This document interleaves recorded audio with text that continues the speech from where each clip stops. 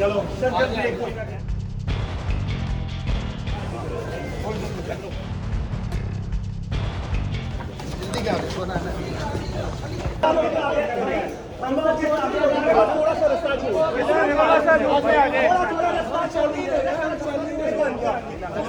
किसी को धक्का नहीं देना, मेहरबानी। हम सबकी साथियों की इज्जत करते हैं, सबकी साइड पे थोड़ा थोड़ा भाई बैठने। नहीं भाई यार फिर शुरू हो गए यार साइड को। अच्छा दाऊद भाई बताइएगा, आज के हियरिंग के ऊपर क्या हुआ? NCCIA की तरफ से एंकर पर्सन रेहान तारक साहब को यहाँ पर पेश किया गया था 6 दिन के रिमांड के बाद। पहले रिमांड में हमने रज़ा कराना तौर के ऊपर अदालत से कहा था कि NCCIA को तफ्तीश करने दें, क्योंकि हमारे मुताबिक NCCIA ने अल्फाज की ना समझ बूझ की वजह से, गलत तशरीह की वजह से ये मुकदमा एंकर पर्सन रेहान तारक साहब के ऊपर दर्ज किया है। हमने तफ्तीश के अंदर पूरा कोऑपरेट किया।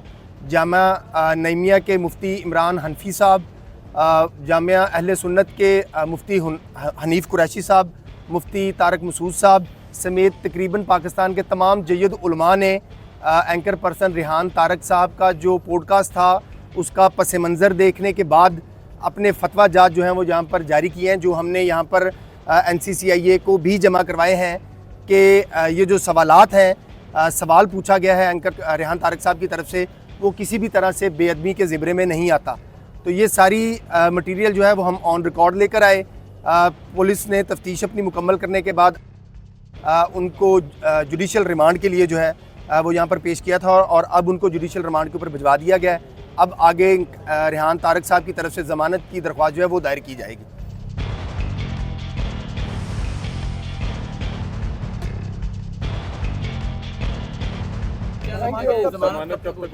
देखें, ज़मानत देना कानूनी तौर के ऊपर अब इस मुकदमे में कुछ बचा नहीं है, क्योंकि जब पाकिस्तान के तमाम उलमाए कराम ये कह रहे हैं कि किसी सहाफ़ी की तरफ से सवाल पूछना उसका हक़ है, और रेहान तारक साहब की तरफ से जो सवाल पूछा गया है वो पूरी पब्लिक के सामने मौजूद है कि वो बेअदबी के ज़ुमरे में नहीं आता। इसके बावजूद NCCIA को तो असूली तौर के ऊपर चाहिए था कि ये मुकदमा खारिज करके लेकर आते, लेकिन चूँकि बहुत सारा मवाद जो है वो अब पुलिस फाइल के ऊपर मौजूद है, तो हमें उम्मीद है कि हमारी पहली अदालत से ही ज़मानत की दरख्वास्त जो है वो मंजूर हो जाएगी। ये इसके ऊपर 2 दिन भी लग सकते हैं, 1 हफ़्ता भी लग सकता है, इससे ज़्यादा वक्त भी लग सकता है। रेहान तारक साहब के ऊपर जो इल्ज़ाम है, उस इल्ज़ाम का एक भी सबूत NCCIA के पास नहीं है। आपने साइबर लॉ तब इन्वोक करना है, prevention of cyber crime act जो है वो आपने तब लागू करना है जब आपने कोई मटेरियल अपलोड किया हो, शेयर किया हो, ट्रांसमिट किया हो, या आप उसके बनाने वाले हों। रेहान तारक साहब ने ना ऐसा कोई मटेरियल अपलोड किया। NCCIA ने जो उनसे मंसूब किए हैं 8 सोशल मीडिया अकाउंट्स, वो 8 social media accounts Rehan Tarak साहब के हैं ही नहीं। उन 8 सोशल मीडिया अकाउंट्स को मैंने भी ओपन करके देखा है, वो खुलते ही नहीं है। आज के दिन तक जब NCCIA तफ्तीश मुकम्मल करके लेकर आई है, तो रेहान तारक साहब के ख़िलाफ़ सफ़ा मिसल के ऊपर एक भी सबूत नहीं है। एक का मतलब है एक, अगर एक भी सबूत होगा तो रेहान तारक साहब जो है वो गिल्टी हैं। ना रेहान तारक साहब ने वो मवाद अपलोड किया, ना रेहान तारक साहब ने उस मवाद को शेयर किया, ना आज के दिन तक वो रेहान तारक साहब के किसी भी सोशल मीडिया प्लेटफॉर्म के ऊपर मौजूद है। अच्छा, NCCIA जो FIR दर्ज करती है, पहले उस पर इब्तदाई तफ्तीश करती है, देन FIR दर्ज करती है। तो जिस तरह आज अदालत में दलाइल वगैरह हुए, तो क्या लगता है कि NCCIA ने इब्तदाई तफ्तीश नहीं की थी? NCCIA के पास ये इख्तियार है कि वो रूल्स को जो है वो डिस्पेंस करके भी FIR दर्ज कर सकती है। मुझे ये बताइएगा कि आपने ये मुद्दा उठाया है कि उनके जो पर्सनल चैनल है उसका जिक्र किया गया, जहाँ पर प्रोडक्शन होती है, जहाँ पर अपलोड होता है, जहाँ पर रेवेन्यू इकट्ठा होता है, उसका जिक्र क्यों नहीं किया गया? ये वीडियो किसी भी जगह के ऊपर ऑफिशियली, एडमिनिस्ट्रेटिवली या ऑर्गेनाइजेशन सतह के ऊपर इस्तेमाल ही नहीं हुई, अपलोड ही नहीं हुई। हमारा केस ये है कि अगर हुई होती तो NCCIA कोई एविडेंस कलेक्ट करता, एक भी नहीं हुई। कोई मोबाइल से पता चलता, कोई फेसबुक अकाउंट से पता चलता, कोई ट्विटर अकाउंट से पता चलता। ये वीडियो कहीं भी अपलोड नहीं हुई।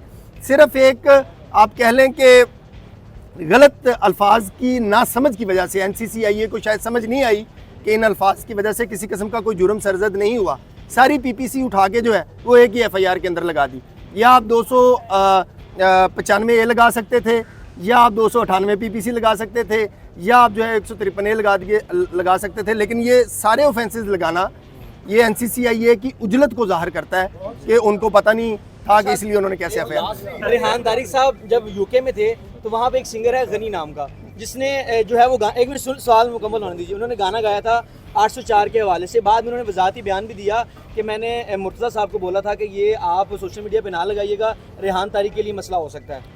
हमारे पास ऐसा किसी किस्म का कोई मवाद मौजूद नहीं है, ना इससे कोई ताल्लुक है। वो एक जर्नलिस्ट हैं, ना उनका किसी ए सियासी जमात से ताल्लुक है, ना उनका किसी बी सियासी जमात से ताल्लुक है, ना उनका किसी सी सियासी जमात से ताल्लुक है। वो एक जर्नलिस्ट हैं, पाकिस्तान के नॉन जर्नलिस्ट हैं, पूरी दुनिया उनको जानती है। वो हर सियासी जमात से इंटरव्यू करते हैं, हर सियासी शख्सियात के साथ जो है वो पॉडकास्ट करते हैं। इसलिए अगर कोई सियासी जमात अपना क्रेडिट लेने के लिए, अपनी व्यूवरशिप लेने के लिए रेहान साहब से कोई मवाद जो है वो मंसूब कर रही हो, तो ऐसी कतन कोई बात नहीं है। सफर मिसल के पहले थैंक यू सर।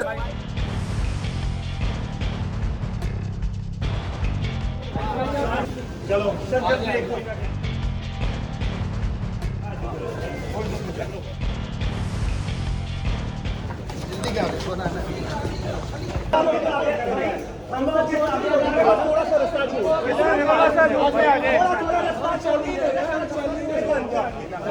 किसी को धक्का नहीं देना, मेहरबानी।